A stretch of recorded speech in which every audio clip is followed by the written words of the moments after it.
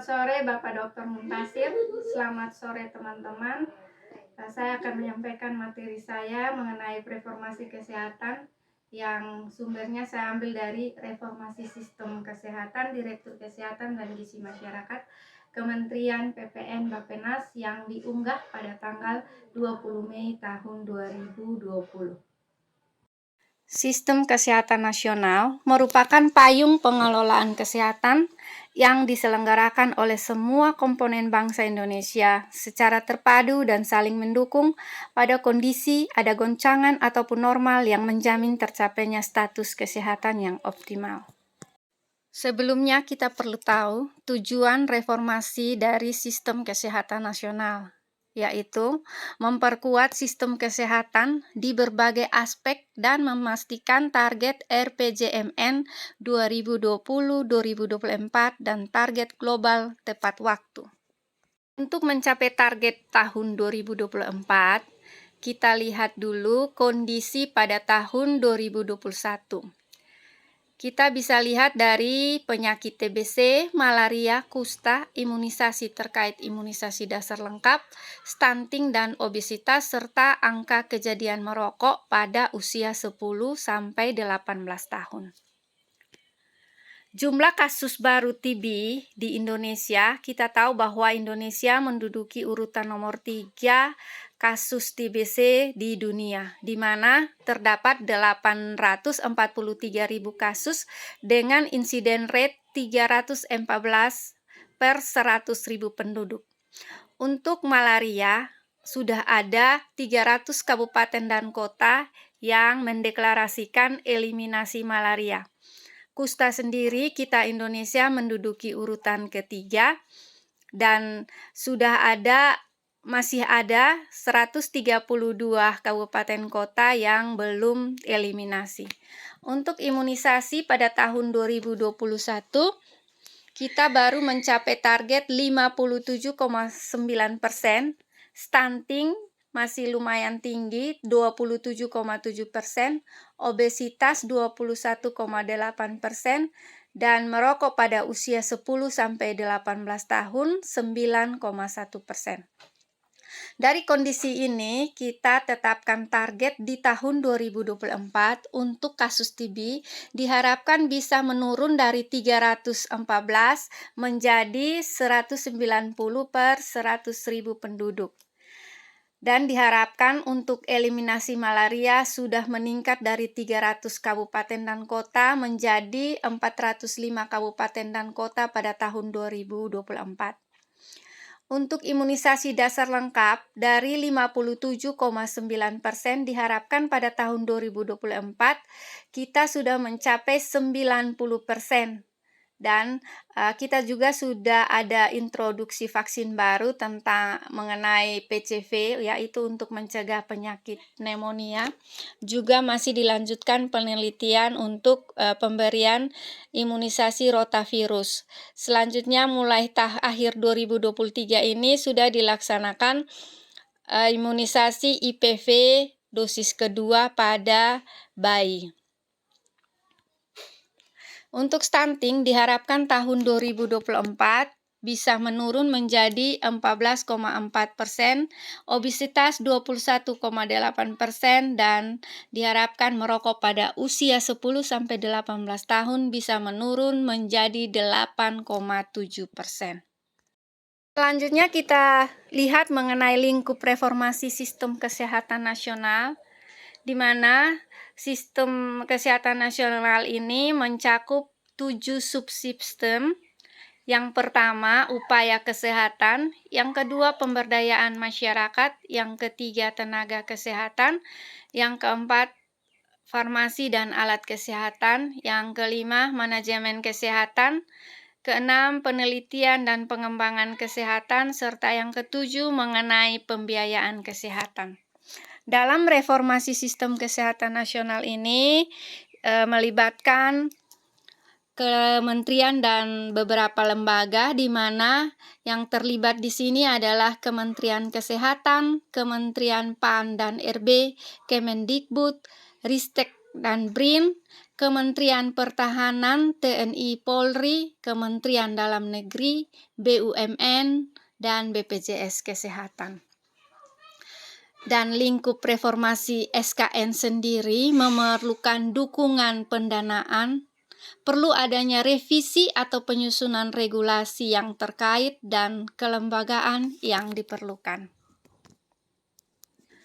Dari lingkup sistem kesehatan nasional, kita lihat penguatan dalam RKP tahun 2021. Yang pertama, mengenai pengendalian penyakit dan ketahanan kesehatan, itu perlu didukung dengan adanya sistem surveillance, adanya penemuan kasus secara cepat dan tepat, dan dukungan dari jejaring lab kesehatan. Dari sini kita lihat adanya pemenuhan dan pemerataan nakes sehingga bisa memperkuat sistem kesehatan nasional yang bisa dilakukan dengan percepatan produksi nakes. Yang kedua, redistribusi nakes dan penempatan nakes di daerah sulit. Yang ketiga, terkait penguatan peran puskesmas, di mana lebih fokus pada peran puskesmas yang seharusnya yaitu promotif dan preventif, serta pemenuhan tenaga dan alat kesehatan di puskesmas. Berikutnya tentang pelayanan di rumah sakit, perlu adanya jejaring pelayanan rujukan antar rumah sakit dan pemenuhan tenaga dan alat kesehatan di rumah sakit. Semua ini akan didukung apabila ada digitalisasi pembiayaan dan pemberdayaan masyarakat yang bisa dilakukan dengan digitalisasi pencatatan, BOK berbasis kinerja, serta revitalisasi posyandu. Selanjutnya ada kemandirian farmasi dan alat kesehatan. Di sini pemerintah mendukung jejaring riset lintas sektor dan insentif produksi dalam negeri. Dari semua ini kita lihat dia akan mencakup seluruh subsistem dalam SKN yang tadi sudah kita sebutkan ada 7, dan di sini melibatkan lintas kementerian dan lembaga, di mana yang terkait di situ, yang perlu dilibatkan di situ adalah Kementerian Kesehatan, Kementerian Keuangan, Kementerian PAN dan RB, Kemendikbud, Kemenristek, BRIN, Kemendagri, Kementerian Pertahanan, BUMN, BPJS Kesehatan. Selanjutnya kita lihat pada area kunci reformasi, di mana masing-masing area reformasi ini memiliki strategi yang bisa dilaksanakan. Yang pertama, pengendalian penyakit. Strateginya yaitu perluasan penemuan kasus dan peningkatan keberhasilan pengobatan. Yang kedua, jangkauan imunisasi di daerah sulit dan cakupan rendah.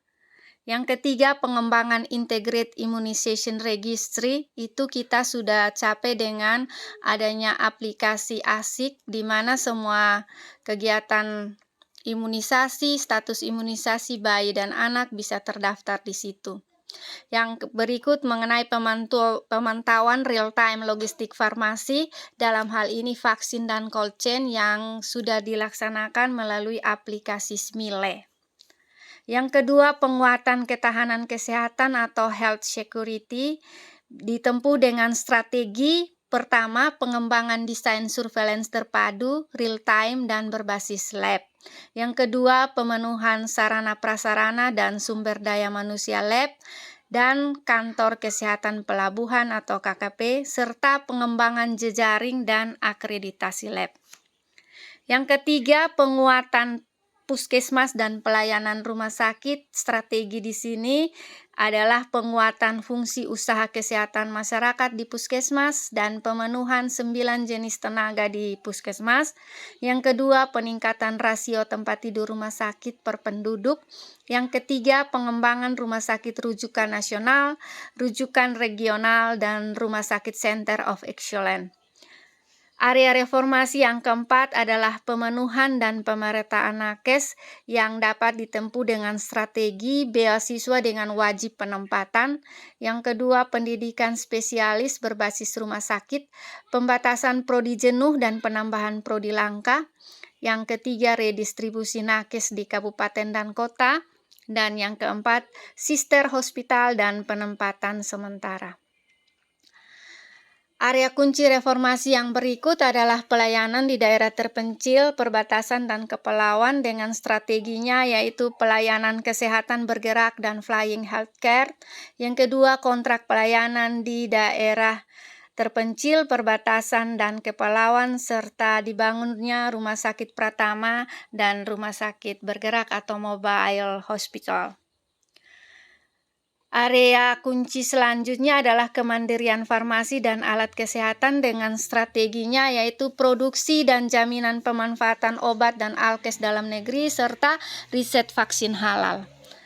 Area kunci berikutnya adalah mengenai pembiayaan kesehatan, itu strateginya bisa dengan uji coba, co-sharing BPJS Kesehatan dan kapitasi berbasis kinerja, serta yang kedua global budget BPJS Kesehatan dan kemandirian rumah sakit. Selanjutnya area kunci reformasi berikutnya digitalisasi dan pemberdayaan masyarakat yang bisa dilakukan strategi dengan digitalisasi sistem informasi kesehatan atau SIK dan revitalisasi posyandu dengan mekanisme insentif kader. Kunci reformasi, selanjutnya kita melihat arah reformasi. Yang pertama terkait pengendalian penyakit dan peningkatan kapasitas. Kita lihat dari penyakit tuberkulosis itu bisa ditempuh dengan perluasan cakupan penemuan kasus dengan penambahan mesin TCM, tes cepat molekuler, dan Ketrik TB, pelatihan nakes, serta melibatkan peran serta swasta. Yang kedua, peningkatan keberhasilan pengobatan TB dengan percepatan uji coba short regimen TB, penambahan uji lab kepekaan obat, penambahan dan renovasi sarana prasarana rumah sakit untuk perawatan TB, dan pemenuhan obat TB. Dari penyakit malaria, itu dengan perluasan aktif case finding dan pengobatan, yaitu dengan pengaktifan juru malaria desa, penyediaan rapid diagnosis test, pelatihan nakes, pemenuhan obat, dan pembagian kelambu di 23 kabupaten kota dengan endemis tinggi malaria. Terkait pengendalian penyakit dan peningkatan kapasitas, kita lihat yang ketiga dari penyakit kusta, yaitu dengan perluasan penemuan kasus dan pengobatan kusta, dengan pengembangan sistem informasi kusta, pemberian obat pencegahan kusta dan pengobatan kusta, orientasi tata laksana kusta di puskesmas. Selanjutnya penyakit pneumonia dengan peningkatan kapasitas nakes dan pemenuhan alat deteksi dini pneumonia. Terkait imunisasi dasar lengkap, perlu disiapkan adanya alert sistem imunisasi, pelayanan imunisasi di daerah sulit oleh vaksinator. Yang berikut pengembangan peta jalan vaksin halal dan literasi masyarakat tentang imunisasi. Yang ketiga, integrit imunisasi registre yang sudah jalan. Yang kelima, pemantauan real-time stok logistik melalui SMILE dan introduksi pneumococcus conjugate vaksin dan penyelesaian uji rotavirus. Dari penyakit tidak menular, itu dengan penyusunan RPP, pengurangan faktor risiko penyakit tidak menular, dan regulasi terkait rokok dan tembakau. Selanjutnya terkait health security dengan surveillance terpadu, real time dan berbasis lab, penguatan laboratorium dengan ditunjang adanya sarana prasarana laboratorium, penyusunan mekanisme rujukan lab dan jejaring serta akreditasi laboratorium. Selanjutnya terkait health security adalah pemenuhan sarana prasarana dan sumber daya manusia kantor kesehatan pelabuhan. Terkait peningkatan kapasitas, kita lihat dari pelayanan kesehatan. Yang pertama, dari puskesmas sebagai level paling rendah dalam pelayanan kesehatan, di mana yang pertama peran dan fungsi puskesmas dalam hal ini untuk promotif dan preventif. Yang kedua, pengaturan jam praktek dokter. Yang ketiga, kunjungan reguler dokter spesialis. Yang keempat, puskesmas dengan telemedicine di daerah terpencil. Serta yang kelima, pelayanan daerah geografi sulit dengan flying healthcare, pelayanan kesehatan mobile, dan kontrak pelayanan. Terkait pelayanan kesehatan di rumah sakit itu terbentuknya 40 rujukan nasional dengan akreditasi internasional. Adanya 110 rujukan regional dengan akreditasi paripurna.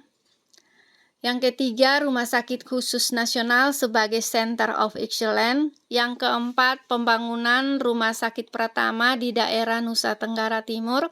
Yang kelima, peningkatan tempat tidur di rumah sakit mencapai 120.000 tempat tidur yang bisa dilakukan secara bertahap. Dan yang keenam, rumah sakit tetap aktif dalam kegiatan promotif dan preventif. Terkait tenaga kesehatan, ini ditempuh dengan yang pertama, redistribusi internal di kabupaten dan kota. Yang kedua, terbentuknya sister hospital. Yang ketiga, beasiswa LPDP atau CPNS dengan wajib penempatan, di mana ada tersedianya tenaga spesialis dan wajib 9 jenis tenaga kesehatan. Yang keempat, pengaturan praktek dokter spesialis berbasis wilayah. Yang kelima, penambahan prodi langka dan pembatasan atau penutupan prodi jenuh, serta pendidikan spesialis berbasis rumah sakit. Selanjutnya, terkait peningkatan kapasitas, ada pemberdayaan masyarakat, manajemen kesehatan, penelitian dan pengembangan, serta farmasi dan alat kesehatan. Itu yang pertama, digitalisasi data pelayanan di Posyandu. Itu ada aplikasi EPPGBM, di mana terkait pelayanan sudah bisa langsung di entry data dengan Android dan tablet. Yang kedua, digitalisasi input data puskesmas. Terkait ini sudah ada beberapa aplikasi yang dapat digunakan sebagai tempat untuk sarana untuk pencatatan dan pelaporan. Yang ketiga, keterlibatan swasta dalam usaha kesehatan masyarakat. Yang keempat, integrasi big data BPJS Kesehatan, rumah sakit, dan puskesmas. Yang kelima, riset vaksin dan produk biologi dengan universitas, Eijkman, dan Bio Farma. Serta yang keenam, produksi bahan baku obat dan alat kesehatan dalam negeri. Yang ketujuh adalah kerjasama pemerintah swasta untuk pengembangan industri baik hulu maupun hilir farmasi dan alat kesehatan. Dari segi pembiayaan kesehatan, kita lihat yang pertama adalah insentif melalui BOK. Ini dari dana DAK non-fisik berbasis kinerja. Yang kedua, pembiayaan jasa telemedicine di BPJS Kesehatan. Yang ketiga, kapitasi berbasis kinerja dan global budget. Serta yang keempat, kontrak pelayanan non-pemerintah. Demikian pemaparan saya mengenai reformasi kesehatan. Mohon maaf jika ada kekurangan dan kekeliruan. Sampai ketemu di lain kesempatan. Terima kasih dan selamat sore.